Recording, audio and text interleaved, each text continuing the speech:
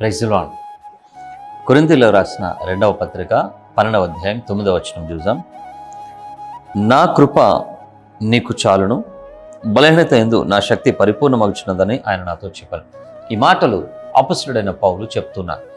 ప్రేమైన దేవుని బిడ్డ, దేవుడు ఏమంటున్నారంటే నా కృప నీకు చాలు అంటారు. ఎలాంటి పరిస్థితులలో అంటే ఇక్కడ ఒక విషయంలో గమనిస్తే 7వ వచనంలో నాకు కలిగిన ప్రత్యక్షతలు బహు విశేషముగా ఉన్నందున నేను అత్యధికంగా హెచ్చిపోకుండా నిమిత్తము సాతాను యొక్క దూతగా, అంటే ఒక ముళ్ళు అతనిలో ఉంచబడింది అనేటువంటి మాట ఇక్కడ రాయబడింది. అతను ఒక బాధతో నలిగిపోతున్నాడు. ఈ శ్రమ అతన్ని అనేక రకాలుగా ఇబ్బంది పెడుతున్నప్పుడు అది తట్టుకోలేక దేవుడి దగ్గర పలుమార్లు మొరపెట్టాడంట. పలుమార్లు పౌలు భక్తుడు మొరపెట్టినప్పుడు దేవుడు అంటున్నాడు, ఆ ముళ్ళును తీసేస్తా అని చెప్పట్లే, దానిని దూరం చేస్తా అని చెప్పట్లేదు, కానీ ఏమంటున్నారంటే నా కృప నీకు చాలును. హల్లెలూయా. ప్రేమైన దేవుని బిడ్డ, దేవుడు మాట్లాడుతున్న మాట ఒకసారి గమనిస్తే దేవుడి కృపలో ఉన్న బలం ఎంత గొప్పగా ఉందంటే అది ఎంతటి బలమైన శ్రమ అయినా ఈ కృప ద్వారా నువ్వు దాన్ని జయించవచ్చు. హల్లెలూయా. అందుకే ఈయన ఏమంటారంటే తర్వాతి మాటలో, కాగా క్రీస్తు శక్తి నా మీద నిలిచిండు నిమిత్తము విశేషముగా నా బలహీనత లేదే బహు సంతోషముగా అతిశయపడదు. Praise the lord.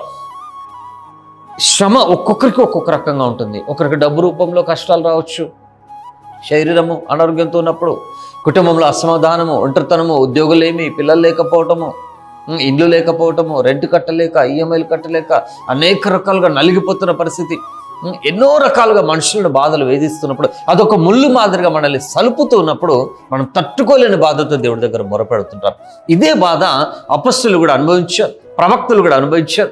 కానీ వారు దేవుని వైపు చూసినప్పుడు అద్భుతమైన విడుదల జరిగాయి. ఇక్కడ అపొస్తలుడైన పౌలు ఎప్పుడైతే దేవుడి దగ్గర మొరపెట్టినప్పుడు దేవుడు ఇచ్చిన గొప్ప వాగ్దానం ఏంటంటే నా కృప నీకు చాలు. ఈ కృప ఏం చేస్తుందంటే ఆయన ఏ బలహీనతను బట్టి అయితే బాధపడుతున్నారో ఆ బలహీనత మీద జయమిస్తుంది. హల్లెలూయా. అందుకే దేవుడు అంటారు, పాములను, తేళ్లను, త్రొక్కుటకు శత్రు బలవంతటి మీద మీకు అధికారం ఇచ్చాను, ఇది మీకు ఎంత మాత్రం హానిచ్చేదని.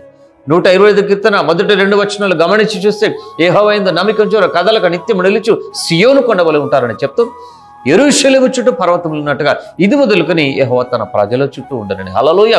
దేవుడి కాపుదల ఎంత గొప్పగా ఉంటుందంటే అన్నింటి నుండి తప్పిస్తుంది, అన్నింటి మీద జయమిస్తుంది. అందుకే యోహాను 16:33లో కూడా చెప్పబడిన మాట, ఇదిగో లోకములో మీకు శ్రమ కలుగును, ఆయనను ధైర్యం తెచ్చుకోండి, నేను లోకాన్ని జయించాను. హల్లెలూయా.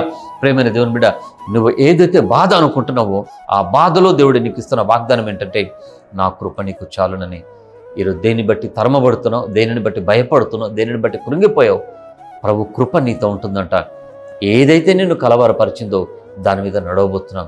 ఆ కృప కొరకు కనిపెడదాం, విశ్వాసంతో ఉందాం. నీ బలహీనతలో బలమిస్తుంది కృప, నీ అపజయంలో జయమిస్తుంది కృప, నీ అవమానంలో ఘనతనిస్తుంది కృప, నీ ఒంటరితనంలో తోడుగా నడుస్తుంది దేవుని కృప. నీ కృప ఉంటే ఏదైనా జయించేటువంటి సామర్థ్యం కలుగుతుంది. అదే వాగ్దానం నీతోనూ దేవుడు మాట్లాడుతున్నారు. ఆయన కృప నీకు తోడుగా ఉన్నదని మాట్లాడుతున్నారు. ప్రార్థించుకుందాం. ప్రియ ప్రభా, దయగల తండ్రి, అయ్యా ఎవరెవరైతే ఇలాగున్నా నలిగిపోతున్నారో వీరి మీదకి నీ కృపను మీరు కృమరిస్తున్నది పొంది. ఈ కృప బలం ఇస్తుంది, నీ కృప ఆదరిస్తుంది, నీ కృప జయం ఇస్తుంది, నీ కృప వర్ధులు చేస్తుంది, నీ కృప స్వస్థపరుస్తుంది. అయ్యా యేసు నామములో అద్భుతము జరుగును గాక. ఈ బిడ్డల జీవితాల్లో నెమ్మదినివ్వండి అయ్యా. అయ్యా వీరి ప్రతి బలహీనతను కొట్టివేసి నీ బలము దయచేయమని ప్రార్థిస్తున్నాం.